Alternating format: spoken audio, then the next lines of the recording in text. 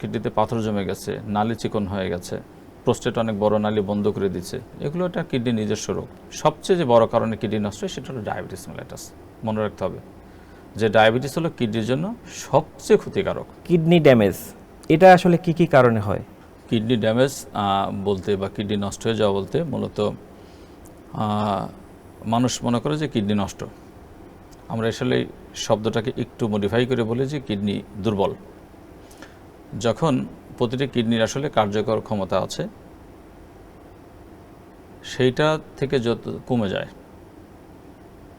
তখন আমরা বলি যে হচ্ছে কিডনি কার্যক্রম ক্ষমতা কমে যাওয়া।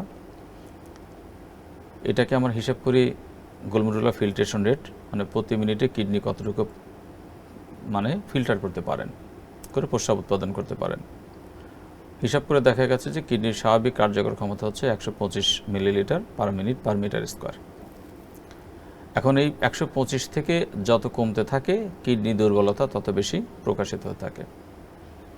এই কমে যাওয়াটা কিছু আছে রিভার্সিবল, মানে কমে গেলে এই অসুখটা যদি আপনি ঠিকঠাক মতো ট্রিট করেন উপযুক্ত পদ্ধতিতে, উপযুক্ত জায়গায়, উপযুক্ত ব্যক্তির মাধ্যমে, তাহলে কপাল ভালো থাকলে একটা নির্দিষ্ট সময় পরে এই কমে যাওয়াটা আবার রিভার্স করে ভালো হয়ে যায়। কি কি কারণে ড্যামেজ হয়ে যাচ্ছে? একদম দুইটা ব্যাপার আছে। একটা কিডনির নিজস্ব কিছু প্রাইমারি ডিজিজ আছে, যেমন ধরেন মানে যে রোগটা কিডনিতেই উৎপাদন কারণই কিডনি, যেমন কিডনির প্রদাহজনিত ধরেন রোগ আছে, গ্লোমেরুলার নেফ্রাইটিস আমরা এগুলোকে বলি, ঠিক আছে।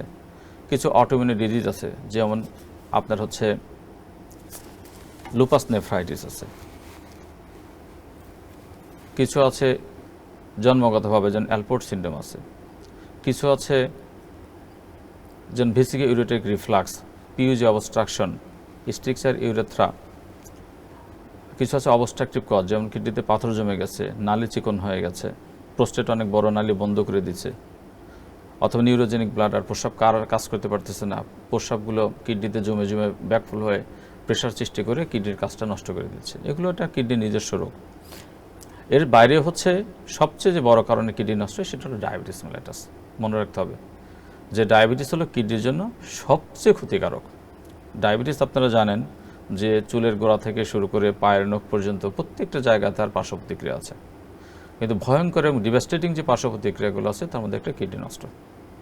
ডায়াবেটিস থেকে সবচেয়ে বেশি পরিমাণ মানুষ কিডনিতে আক্রান্ত হয়, এবং ডায়াবেটিস থেকে যারা কিডনি রোগে আক্রান্ত তাদের মধ্যে যাদের ডায়ালিসিস লাগে তাদের 3 ভাগের 2 ভাগেরও বেশি ডায়াবেটিস থেকে কিডনি রোগে আক্রান্ত। এছাড়া যাদের যদি কারো হাই প্রেশার থাকে, পলিসিস্টিক কিডনি ডিজিজ থাকে, অটোইমিউন ডিজিজ থাকে, অবস্ট্রাকটিভ কোনো ডিজিজ থাকে, ফ্যামিলিয়াল হতে পারে, হেরিডিটির হতে পারে, ব্যথানাশক ওষুধের কারণে হতে পারে, এই সমস্ত কারণে আসলে কিডনি রোগে আক্রান্ত হওয়ার ঝুঁকিটা খুব বেশি।